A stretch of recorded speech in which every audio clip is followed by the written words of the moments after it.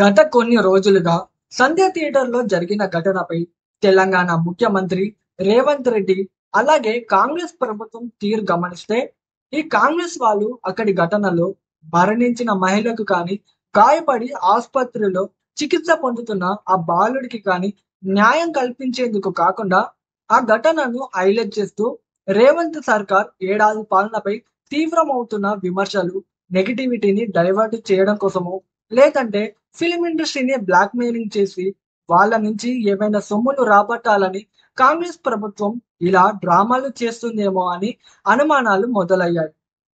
Yes, మన Telangana police department విడుదల చేసిన వీడియో ప్రకారం సంధ్యా థియేటర్లో జరిగిన ఘటనకు అల్లు అర్జున్ కూడా కారణమే. అక్కడ ఆ సమయంలో తన ఫ్యాన్స్ భద్రతను దృష్టిలో పెట్టుకొని అల్లు అర్జున్ కొంచెం బాధ్యతగా వ్యవహరించి నడుచుకోవాల్సిన అవసరం ఉంది. అలా చేయకుండా తప్పును పోలీస్ డిపార్ట్మెంట్ పై వేసి తప్పించుకోవాలని చూడటం అల్లు అర్జున్ చేసిన పెద్ద తప్పు. అందుకే మన Telangana police department CCTV footage and recorded videos అన్నిటినీ ఒక డీటెయిల్ వీడియో రూపంలో చూపించి ఆ ఘటనకు కారకులు ఎవరో స్పష్టంగా తెలియజేశారు. కాకపోతే బాసర త్రిపుల్ ఐటీలో అనుమానాస్పదంగా జరిగిన మరణాలు కావచ్చు, తెలంగాణలోని గురుకులాలు, ప్రభుత్వ పాఠశాలల హాస్టల్స్ లో ఫుడ్ పాయిజన్ అయి మరణించిన విద్యార్థుల ఘటనల గురించి కావచ్చు, లగచర్లలో రైతుల నిరసనలు, అక్రమంగా ఆ రైతులను అరెస్ట్ చేయడం గురించి కావచ్చు, తెలంగాణ రాష్ట్ర వ్యాప్తంగా ప్రభుత్వ పాఠశాలలు, కళాశాలల్లో ఉన్న ఇబ్బందుల విషయంపై కావచ్చు, ఎన్నికలకు ముందు హామీ ఇచ్చిన 6 గ్యారంటీలను పూర్తిగా సక్రమంగా అమలు చేయడం గురించి కావచ్చు, ఇలా మన తెలంగాణలో ఇంతకంటే అనేకమైన దారుణమైన సంఘటనలు జరుగుతున్న వాటి గురించి ఏనాడు తెలంగాణ అసెంబ్లీలో తాను ముఖ్యమంత్రిగా ప్రస్తావించని రేవంత్ రెడ్డి ఆ సమస్యల పరిష్కారం ఇవ్వకుండా, ఒకవేళ ఎవరైనా శాసనసభ్యుడు అసెంబ్లీలో ప్రస్తావించిన స్పష్టత ఇవ్వకుండా ఆ శాసనసభ్యుడిపై రాజకీయ విమర్శలు చేస్తూ ఆ సమస్యల పరిష్కారం చూపకుండా తప్పించుకునే రేవంత్ రెడ్డి ఇప్పుడు ఈ ఒక్క సంఘటనపై మాత్రమే అంత శ్రద్ధ ఎందుకు చూపిస్తున్నాడు? ఓకే, మన పోలీస్ డిపార్ట్మెంట్ అసలు దోషులను, ఆ ఘటనకు కారకుల వివరాలను బయటపెట్టింది. అండ్ ఆ కేసు హైకోర్టులో ఉంది. హైకోర్టులో ఉన్న ఆ కేసు గురించి ఈయన అసెంబ్లీలో మాట్లాడుడేంది?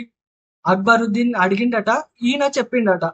మరి రేవంత్ రెడ్డిపై ఉన్న ఓటుకు నోటు కేసు గురించి కావచ్చు, ఇతర కరప్షన్ చార్జెస్ గురించి కావచ్చు, రేవంత్ రెడ్డి భూదందాల గురించి కావచ్చు, ఎవరైనా అసెంబ్లీలో మాట్లాడితే పాజిటివ్ గా రియాక్ట్ అయి నిజాలను ఒప్పుకుంటాడా? లేదంటే ఆ కేసు హైకోర్టులో ఉంది, హైకోర్టే జడ్జిమెంట్ ఇస్తుంది అనే కదా రేవంత్ రెడ్డి మాట్లాడుతాడు. మరి సంధ్యా థియేటర్ లో జరిగిన ఘటన గురించి మాత్రం రేవంత్ రెడ్డి తానే హైకోర్టు చీఫ్ జస్టిస్ లాగా అసెంబ్లీలో తీర్పులు ఎందుకు ఇచ్చిండు? అవి సరిపోదన్నట్లు తన చెంచాలను ఓయూ జేఏసీ పేరుతో పంపించి అల్లు అర్జున్ ఇంటిపై దాడి చేసి 25 కోట్లు డిమాండ్ చేయడం ఏంది?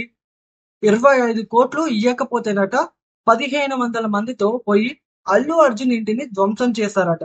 అంటే వీళ్ళంతా పాపం ఆ మహిళకు న్యాయం చేయాలనో, ఆసుపత్రిలో అవస్థపడుతున్న ఆ బాలుడి కోసమో ఆవేదన వ్యక్తం చేస్తూ న్యాయం అడుగుతున్నట్టు కాకుండా అల్లు అర్జున్ ని, ఫిలిం ఇండస్ట్రీని భయపెట్టి బ్లాక్మెయిల్ చేసి వాళ్ళ నుంచి ముడుపులు లాగాలని రేవంత్ రెడ్డి, కాంగ్రెస్ ప్రభుత్వం చూస్తున్నట్లు కనిపిస్తుంది.